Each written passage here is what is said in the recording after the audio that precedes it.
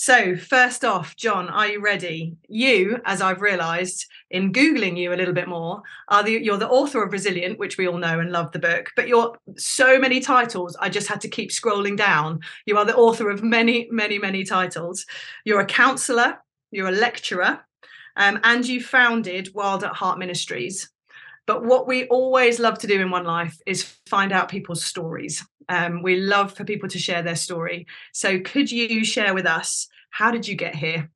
A little bit of your story that leaves you here. Yeah, I'd love to. It's great to see your faces. I'm enjoying this immensely. So I think how do you organize one story? How do you tell your story well?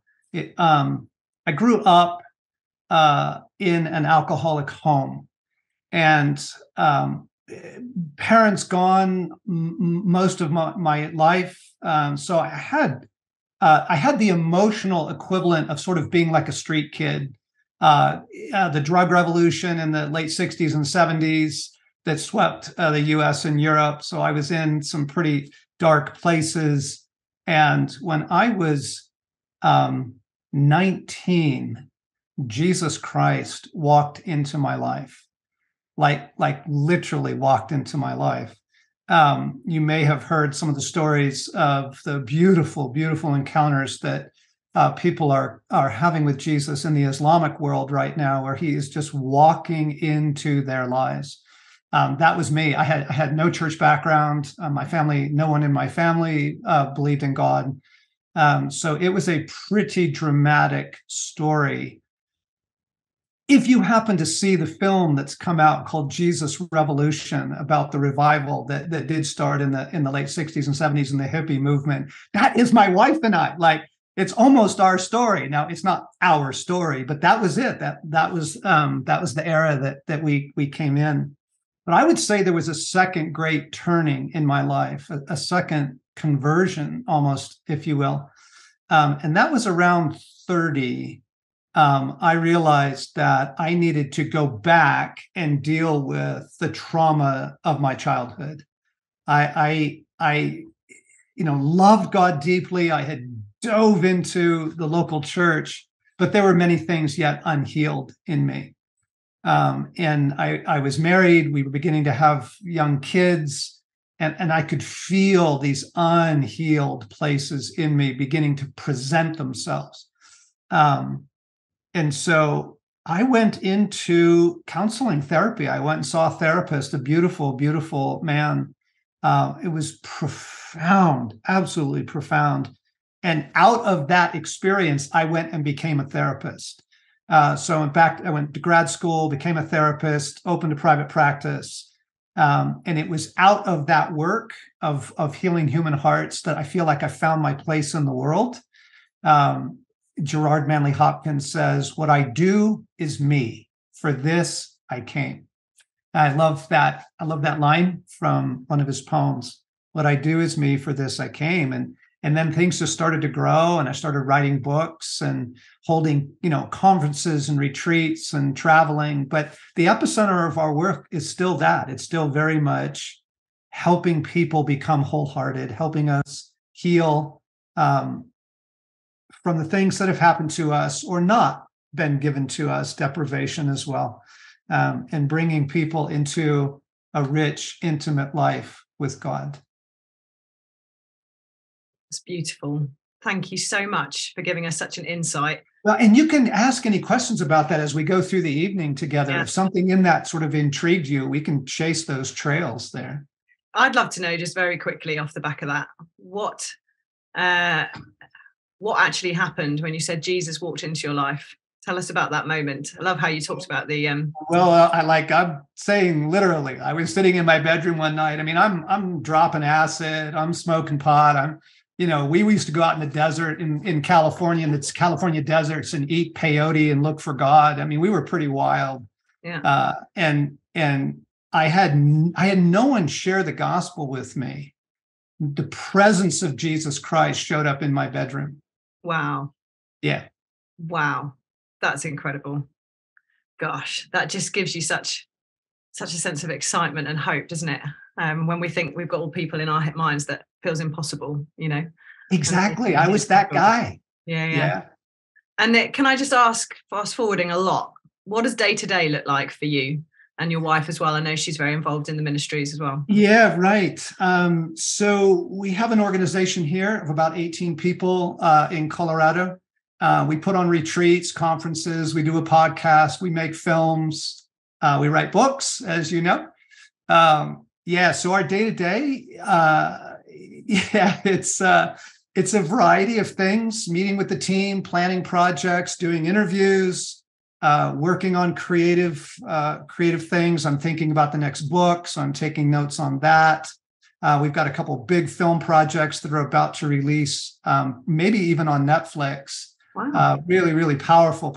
We love telling stories. We love hearing people's stories. My approach as a therapist is a narrative approach, because I really feel like the answer is in the story. You need to understand people's stories. So we're going to tell some stories that way. Yeah. Brilliant. Thank you. That's fantastic. Simeon, why don't you go for it? John, thank you. I love that. And fast forwarding pretty much up to the book, bringing the book in now, we were just intrigued as we were going through it in terms of what really inspired it. So what were you seeing in terms of what was happening in the world, in culture, in your own life, in your own context? What were you seeing, and what really what's in this book? Yeah. Thank you. I saw it in myself. I saw it in the people I love. What got me very concerned was these are all the symptoms of trauma. So what I saw was short-term memory loss. You know, like you walk out of the house and you leave your car keys. You pick up your phone to text someone and you don't remember who it was you were going to text, and things like that. You know, short-term memory loss. It was irritability, higher levels of irritability in traffic, in markets, in public spaces. It was what I would call compassion fatigue. I just didn't want to hear one more story of global suffering. I just couldn't take it. So don't tell me about Belarus and the riots. Don't tell me about the wildfires in Australia. I can't. I had compassion fatigue. But so did everyone else I know. That was the thing that really began to intrigue me. And then I would say the things like that I mentioned in the book about diminished reserves. I noticed that my day-to-day, I was okay, but if anything extra was asked of me, right, over the top of just the daily, I had no reserves for it. So it was and those are all actually classic signs of trauma. So that helped me begin to name and identify that what we had all passed through in the last several years has been global trauma. And I really wanted to bring some care to the human soul and to the human heart. How do we help folks redevelop reserves and redevelop resilience? And to jump in there, that I love that. It's interesting how you say, I saw it in myself primarily. It was stuff taking place in your own life and your own heart. How did that compare with perhaps with other books or things you've done where you're writing kind of looking back? Whereas did this feel like, oh, I'm in the middle of this and I'm writing into it now? Has that brought like a unique insight? Well, okay, so here's a confession. I actually tried to get out of this book. You form contracts with publishers, and I've had a long-term relationship with my publisher. And so, 2 years from now, there's another book coming, that sort of thing. I asked Jesus many times, please let me get out of this. Because I didn't feel like I had the capacity to write well. I didn't feel my full self, didn't feel like my whole heart. And I didn't feel the reserves to write from. And Jesus was very kind. He was just like, calm down. We don't need to cancel the contract. You're going to be okay.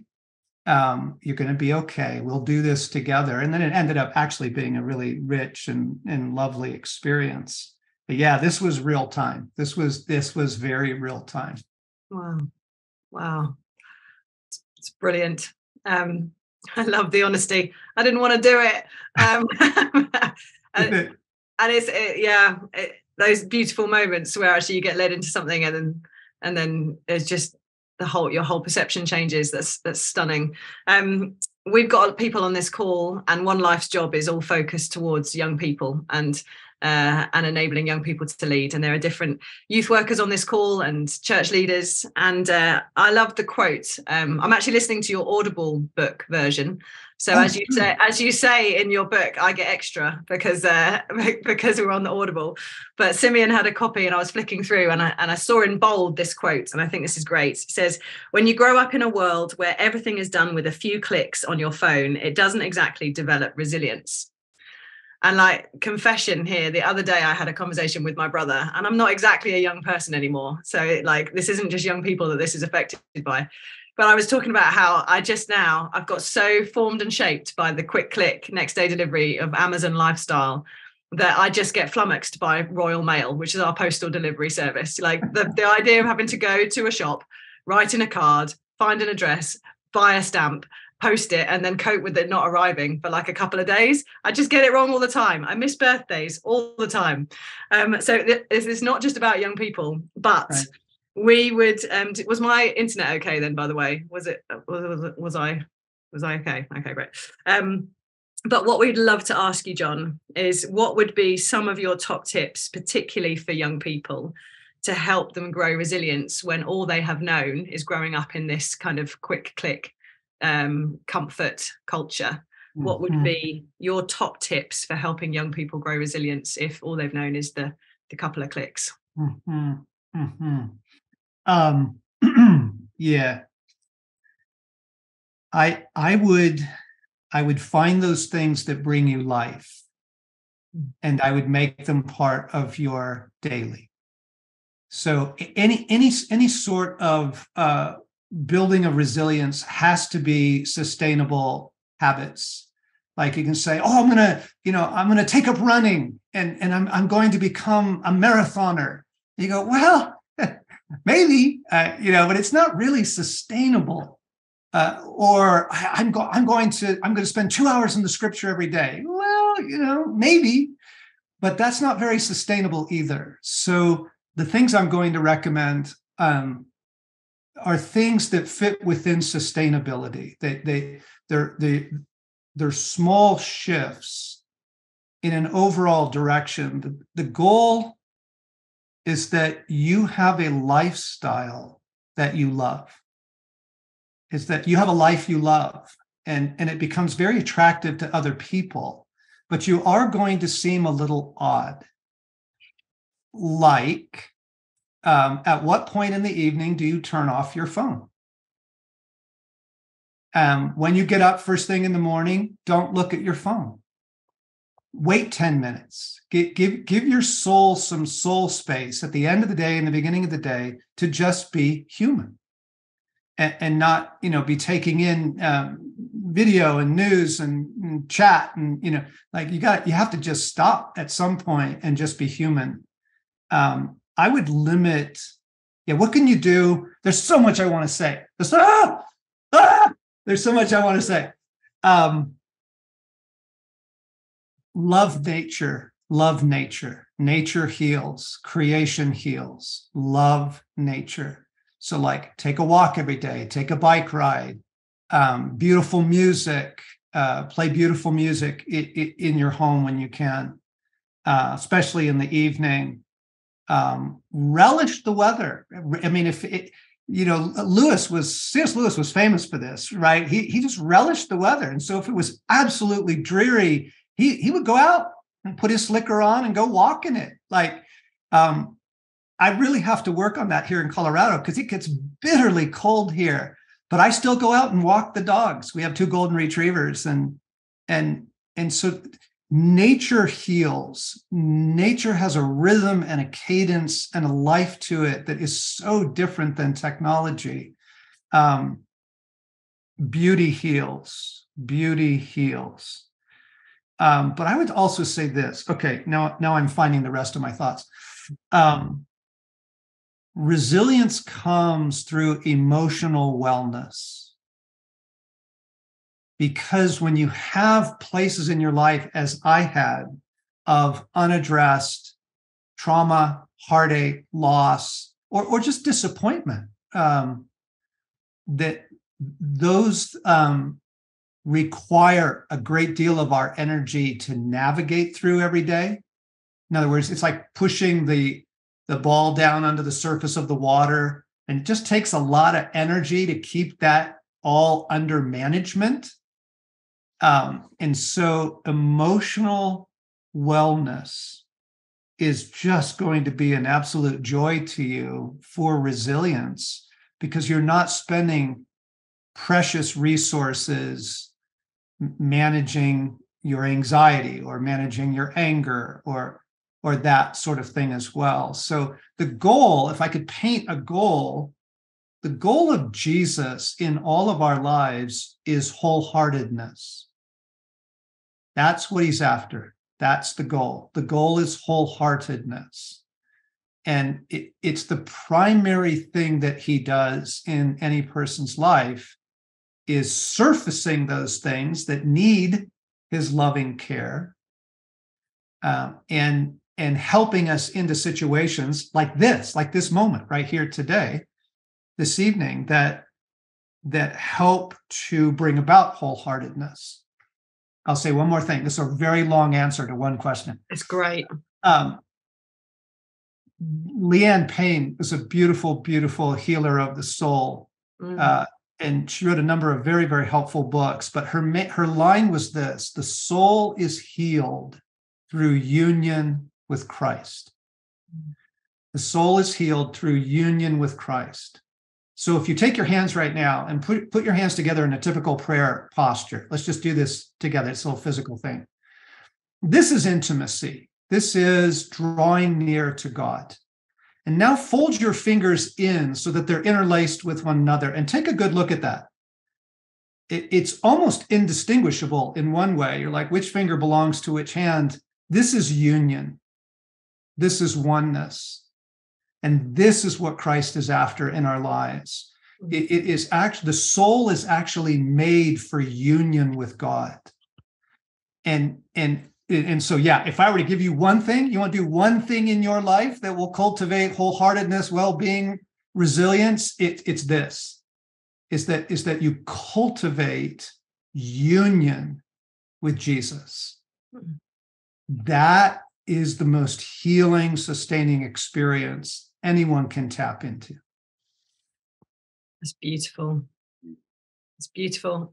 I think that idea of going from the end of your answer of union with Jesus, and that image right the way back to that's practical as, not picking your phone up as soon as you wake up, or working out what time you stop looking at your phone before going to bed. I love how connected both the big picture and profound nature of this is with how I deal with this. Yes. That's beautiful. Thank you. Yes. Yeah. Simeon. Oh, hang on. Yeah, go on, Simeon. You go for another question. Yeah. I'll just have a look at these questions coming through. Answer there reminded me, John. It's I can't remember in which chapter, but you speak about how you and some friends referred to someone as being a deep well, and then you go on to distinguish between how we can live our life in the shallows in terms of our thought life, or where our hearts are at, the midlands, and then occasionally in that deep intimacy with God. And I feel like you touched on it a bit there, but really, what does that look like to step into that in a more day-by-day, moment-by-moment basis, to be in that deep place? I find myself mostly in the midlands, actually not so much shallow, but mostly in the midlands of the kind of low-key life concerns. But actually, depth, what does that look like? Yes. In order to do that, let me step back and give you an extraordinary piece of information. So it was a British anthropologist, Robin Dunbar, who did some fascinating research on global villages down through history and on the size of the cerebral cortex. And he concluded that human beings are created to live in communities of about 150 people. So what you don't know, no one told you this, is that you actually were never meant to know what's happening in South America. You were never meant to know about the shooting in Canada. You would I know it feels like, to be a responsible human being in the world today, you actually need to be really up on things, but your soul was not designed to handle the heartache of the world. Okay, I just need to say this again. To be a responsible person does not mean that you are aware of the heartache of the world. Only God can handle that. Only God has a soul big enough and resilient enough to handle that. That the human being is not meant to know that much. And so shallows, midlands, depths, the shallows, everyone's shouting at our attention, right? You're getting notifications and all this all the time. I would limit your news intake to 3 minutes a day max. And I mean all news. So this is news on social media or Instagram or where, like, there's personal relationships. That's different. Okay, chatting with a friend, sending photos, whatever you're doing, Snapchat. But I'm talking about just the input of the tragedy of the world. Please close most of that out of your life. God alone can handle the heartache of the world, and we, especially as young people, I just remember that the idea is, but no, my compassion is meant to spread to the world. You're not built for it. The human brain's not built for it. And so I would say, please limit the amount of exposure you have to heartbreaking things, please. Because that will help you begin to tap into the depths of your own heart and your own life with God. So there, again, let me come back to a couple of very, very simple practices. So some moment in your day, give yourself 2 minutes of quiet. Now, you go, 2 minutes? Anybody can do that. Well, try it. Try it. You'll be amazed how you can do it for 2 days and then you stop doing it. Like what is sustainable? You need quiet. You need beauty. You need. I strongly back to emotional wholeness, and like I raised a huge thing there that we need to come back to is, emotional wellness is the best thing you can do for resilience. I would have a place where you get to vent what you're feeling. I would have either a journal, or maybe it's voice recordings, or maybe it's just out loud. I was just on a conversation with a group of people who are in the psychological space, and they were asking how about developing emotional wellness in people. And I said, what you need is a baseball bat and a trash can. You need some place to go and take out all of that frustration and anger and heartache and at the world, that you feel, people's disappointments of you and all of that, the way you get treated. You have to have some place that you do that. Okay, this is what I'm feeling. So I journal. I have a journal, and I don't journal every day. It's not legal. It's not a legalistic thing, but I journal regularly. And what I often start with is, this is how I'm feeling. I am mad. And sometimes I don't even know why. I don't yet know why I'm mad. I just know I'm mad. I am anxious. I am frustrated. I am lonely. And then I'll let my heart, this is back to Simeon's question, how do you get down deep? I will let my heart say, why? Why are you lonely? Why are you mad? Why are you anxious? And to put some words to these things, and I'm letting the deep life of my heart come up in a world that does not encourage you to pay attention to the deep life of your heart. Okay, one more little thing. When you find yourself moved to tears, stop and pay attention. A song will do it. A video will do it, right? A commercial will do it. Like, it's amazing. I'm a sucker for advertising. I'll start crying at stuff, and I don't know why.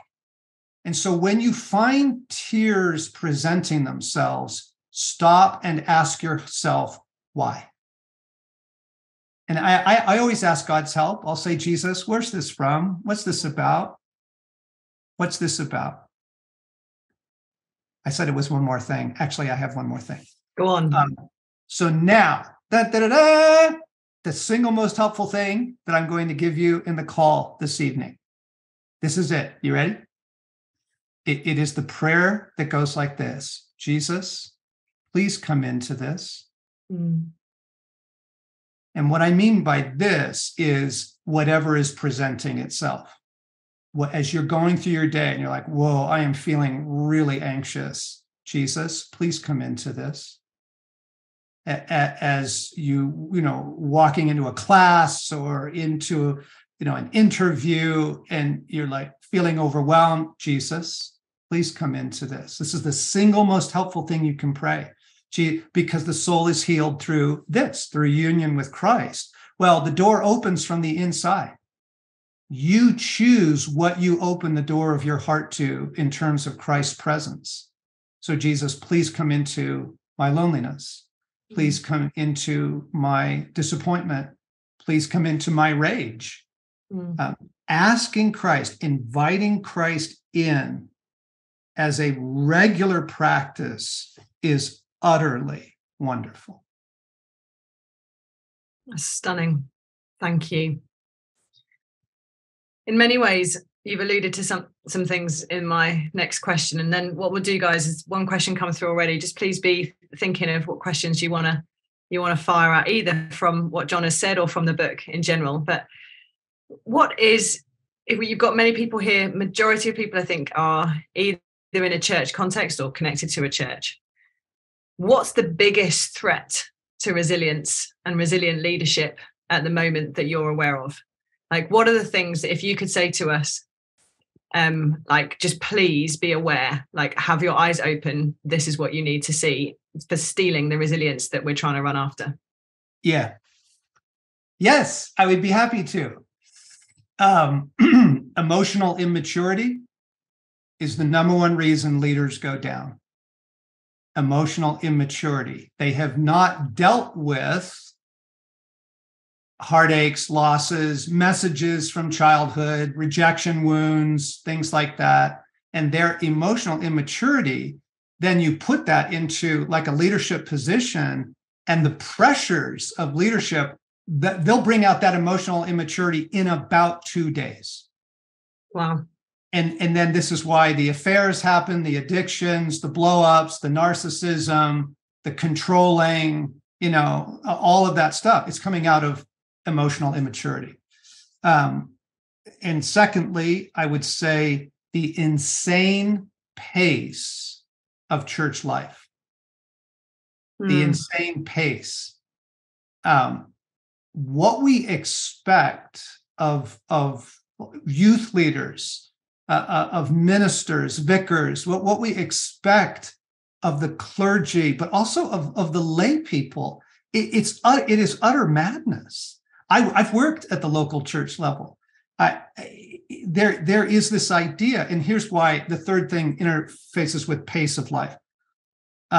Activity for God replaces life with God. This is it. This is the number one thing.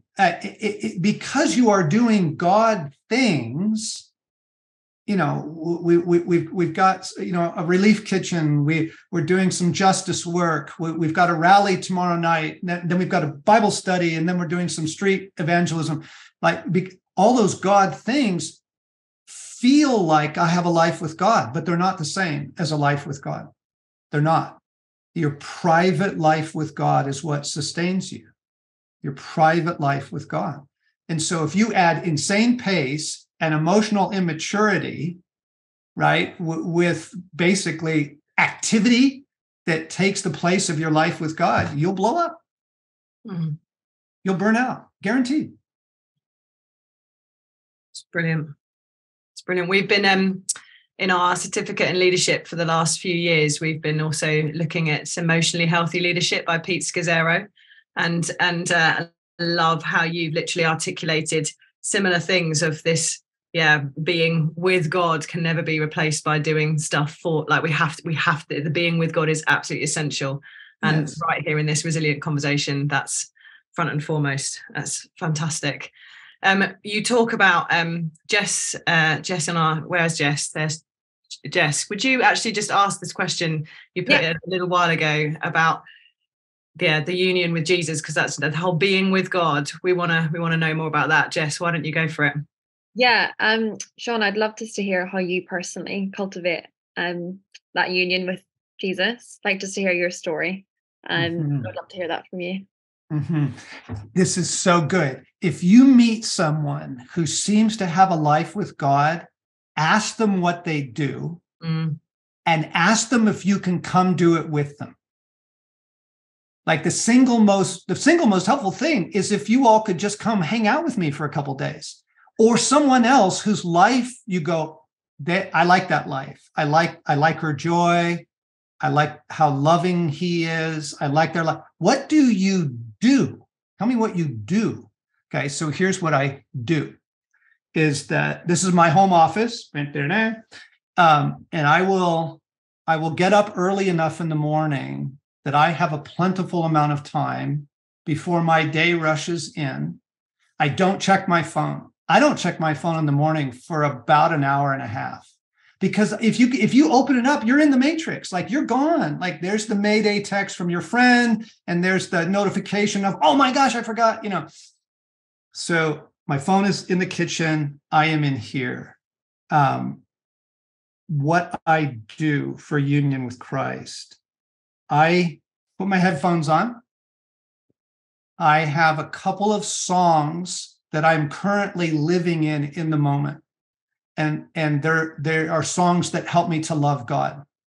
So they don't tend to be, not always, sometimes they don't tend to be sort of the high octane, worship, but more songs that help me come into my love for God. And then I just loop it. Like I'll play it for 20 minutes. I'll play one song, just loop, because what I'm doing is I'm settling into his presence. I love you. I love you. I love you. Jesus, I love you. And then I will, before I read the scriptures or listen to them, and listening to them is really great. Like, download YouVersion or one of those free Bible apps that has the audio tracks to it, where you can just have the scriptures read to you. Really lovely. But before I do that, in the back of my journal, every time I put in the back of my journal, I have these truths that for me are absolutely essential. Like, these are things I need to remember and remind myself of. So yeah, like, honestly, the third thing in here is I am not missing anything. You go, well, what an odd thing to say to yourself every morning. No. Like, it's really helpful, because the pressure is I'm behind, I'm late, like God is on the move and I'm not a part of it. Somehow I'm not with him. I'm not up. Like, the enemy is always the accuser. So just to say to myself, I'm loved. We're good. Like, I love you. You love me. We're good. You just say that out loud. I love you. You love me. We're good. And just reminding myself the things that are true. It's a very quiet experience. I'm not rushed. I'm not in a hurry. And then whatever else my day looks like, I will do something very, very similar to that before bedtime. Ignore my phone, listen to music, love God, release the day, kind of repeat that. And it's the habits. I have these sacred rhythms now that are enormously life-giving.